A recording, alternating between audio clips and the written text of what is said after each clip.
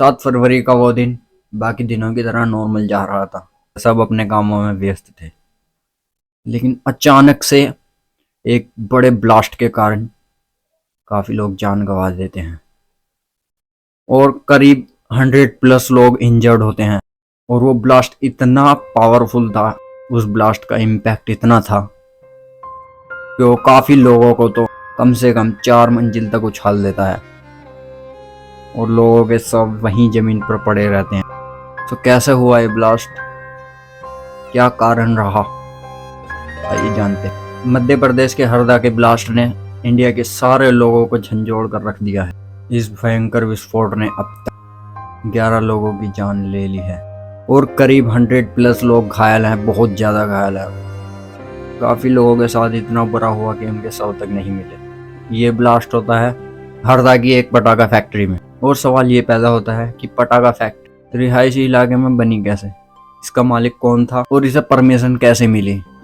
Harda SDM केसी परते ने बताया कि इस फैक्ट्री में निर्माण का कार्य भी किया जाता था और भंडारण का कार्य भी किया जाता था। जिस फैक्ट्री में ब्लास्ट हुआ उस फैक्ट्री के संचालक का राजेश अग्रवाल है और अभी उनसे पूछताछ हो रही इस मामले की। फैक्ट्री वहाँ रिहायशी इलाके में बनी कैसे और वो चल कैसे रही है, उसकी परमिशन किसने दी। और ये भी बताया जा रहा है कि हादसे वाली जगह पर जिस जगह हादसा हुआ वहाँ 3 फैक्ट्री और हैं, पटाखा फैक्ट्री, जो कि अलग अलग नामों से चल रही। और शॉकिंग जो चीज़ है वो ये है कि वहाँ पहले भी विस्फोट हुआ है और उस विस्फोट में काफ़ी लोगों की जानें जा चुकी हैं ऑलरेडी। क्या ये सवाल इंडिया मीडिया को करने चाहिए कि नहीं?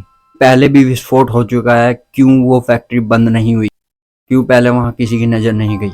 तो सवाल ये भी बहुत बड़े पैदा होते हैं। हालांकि हरदा के एसडीएम ने बताया है कि वो फैक्ट्री 3 महीने तक बंद रही है, क्योंकि जब वहाँ जांच हुई तो जांच में काफ़ी कमियां सामने आई थी। इन कारणों के चलते वो फैक्ट्री 3 महीने तक सील कर दी गई थी। लेकिन वरिष्ठ अधिकारियों ने फैक्ट्री के दस्तावेज देखने के बाद फैक्ट्री को दोबारा चालू कर दिया। हरदा ब्लास्ट की काफ़ी वीडियो सामने आई हैं और कुछ वीडियो मैं आपको दिखाना चाहता हूँ, देखिए।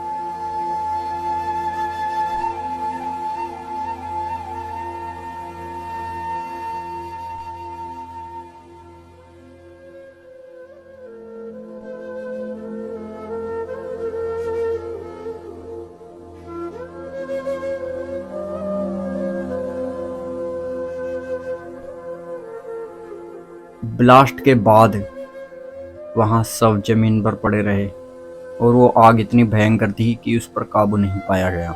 हरदा ब्लास्ट की जांच के बाद पता लगा उस ब्लास्ट का एक ही कारण, वहाँ गन पाउडर की मात्रा बहुत ज्यादा थी, इसलिए वहाँ ब्लास्ट हुआ। फैक्ट्री मालिक अग्रवाल बंधुओं और उनके समेत अन्य आरोपियों को गिरफ्तार कर जेल भेज दिया गया है और एक को 20 फरवरी तक रिमांड तक रखा गया है। और रिपोर्ट से पता लगता है कि उस फैक्ट्री में काफ़ी ज़्यादा लापरवाही बरती जाती थी। जैसे कि सबसे बड़ी खामियां ये सामने आ रही हैं कि उस फैक्ट्री में मात्रा से अधिक बारूद रखा जाता था। और यही नहीं, फैक्ट्री में फायर सेफ्टी की भी कोई व्यवस्था नहीं थी। इतनी बड़ी फैक्ट्री में ये लापरवाहियाँ आगे चलकर बहुत बड़ा नुकसान करके चली गई। सबसे बड़ा जो सवाल उठ कर आता है वो ये है कि उस फैक्ट्री के आसपास इलाके में बहुत सी कॉलोनियां भी थी और पीएम आवास भी थे। क्या वो फैक्ट्री और पहले नजर नहीं गई होगी सरकार की? और लापरवाहियां इतनी करी गई उस फैक्ट्री में कि जिन मजदूरों से काम कराया जाता था उनके लिए कोई सेफ्टी का कोई साजो सामान नहीं था। वो जिन कपड़ों में घर से आते थे उन्हीं कपड़ों में काम किया करते थे। ऐसी काफ़ी फैक्ट्रीज हैं जो इलीगली चल रही हैं। इंडियन गवर्नमेंट को उनकी तरफ भी देखना चाहिए। मैं हूं जैन, आप देख रहे हैं वाइट इज जैन 2.0।